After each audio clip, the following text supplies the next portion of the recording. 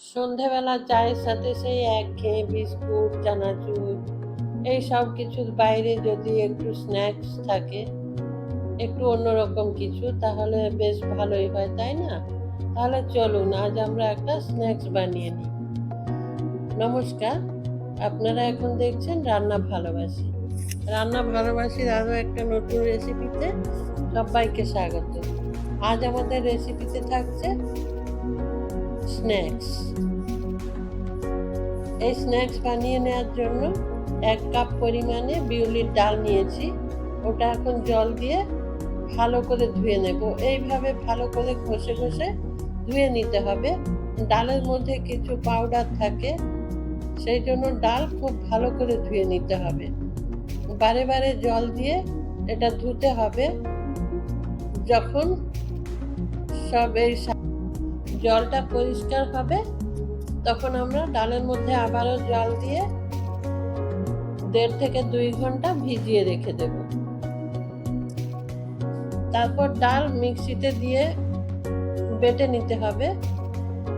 ডাল বেটে নিয়েছি, এখন এর মধ্যে কিছু উপকরণ মিশিয়ে দেব। ডাল বাটা একটা বোলের মধ্যে নিয়ে নেব।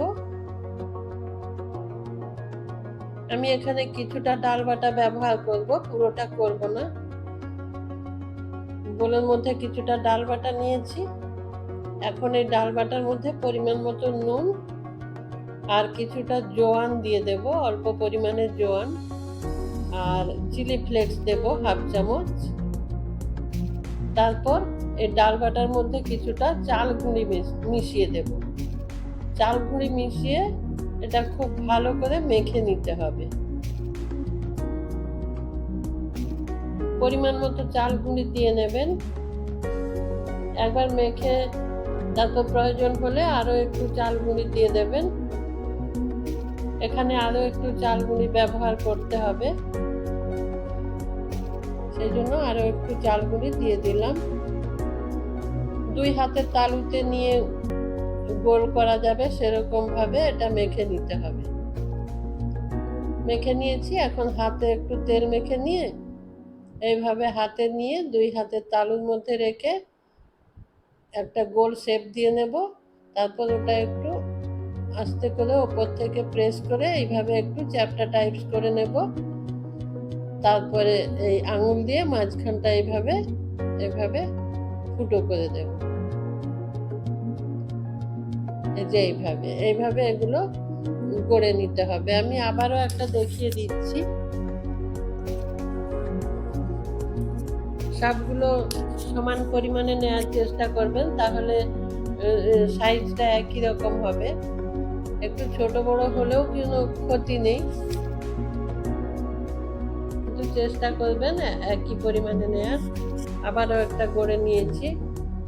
এইভাবে সবগুলো হয়ে গেছে। এখন কড়াইতে তেল গরম করে নেব।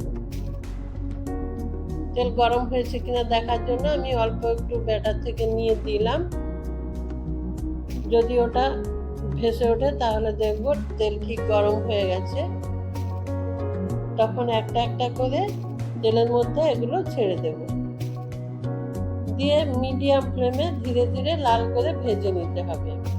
খুব বেশি লাল করব না, ঠিক গোল্ডেন কালার করে এটা ভেজে নিতে হবে।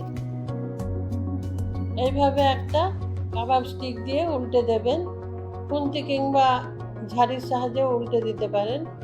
এই যে এই সাইডেরগুলো হয়ে গেছে, যেগুলো আগে দিয়েছিলাম হয়ে গেছে। এইভাবে হালকা গোল্ডেন করে ভেজে নেবেন, বেশি লাল করার প্রয়োজন নেই। আবারও কয়েকটা দিয়ে দেব।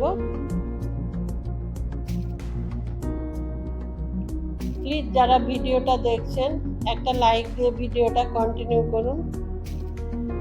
সবগুলো ভেজে নেওয়া হয়ে গেছে। এইভাবে ভেজে নিয়ে সরাসরি সস লাগিয়েও খেতে পারেন, কিন্তু আমি এটাকে আরেকটু অন্যভাবে রান্না করব।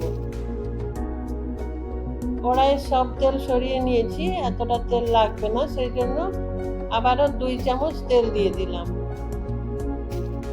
তেল গরম করে নেব। তারপর তেলের মধ্যে অল্প রসুন কুচি দিয়ে দেবো। এই হাফ চামচ মতো কুচনো রসুন দিয়েছি। কুচনো আদা দিলাম 1 চামচ। তারপর এই দুটো একটু ভেজে নেব, কিন্তু খুব বেশি লাল করে ভাজবো না, হালকা করে ভেজে নিতে হবে। এখানে কুচনো কাঁচা লঙ্কাও ব্যবহার করতে পারেন, ওটা অপশনাল। আপনারা ঝাল পছন্দ করলে কাঁচা লঙ্কা দিয়ে দেবেন। এখানে একটা বাটিতে আমি হাফ চামচ সয়া সস, 1 চামচ চিলি সস আর 2 চামচ টমেটো সস দিয়ে তার মধ্যে অল্প একটু জল দিয়ে ভালো করে মিশিয়ে নিয়েছি। জল দিয়েছি তার কারণ এটা দেওয়ার সাথে সাথে ঘন হয়ে না পুড়ে যায়, সেই জন্য একটু জল দিয়েছি। অল্প একটু চিনি দিয়ে দিলাম, দিয়ে আবারও ভালো করে মিশিয়ে নিতে হবে।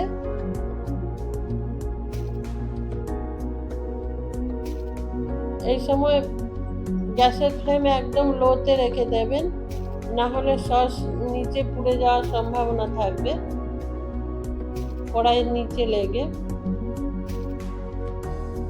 এখানে আমি চিলি ফ্লেক্স ব্যবহার করলাম, সসের মধ্যে চিলি ফ্লেক্স দিয়েছি আর অল্প একটু নুন দিলাম। এখানে বেশি নুন দেওয়ার দরকার নেই, সয়া সস আছে সেজন্য অল্প একটু দিলাম। তারপর হাফ চামচ পরিমাণ সাদা তিল দিলাম। এখানে তিলের পরিবর্তে আপনারা 4 মগজও ব্যবহার করতে পারেন।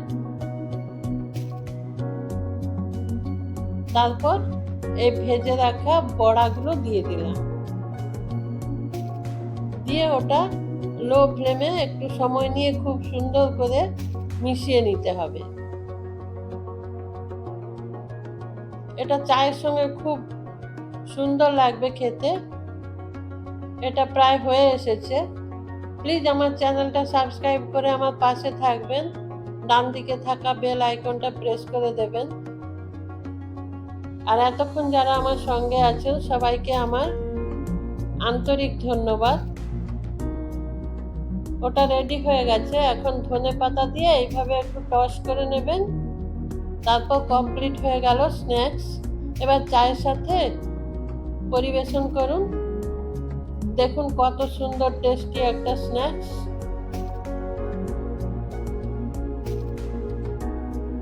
সবাই ভালো থাকবেন, সুস্থ থাকবেন। নমস্কার।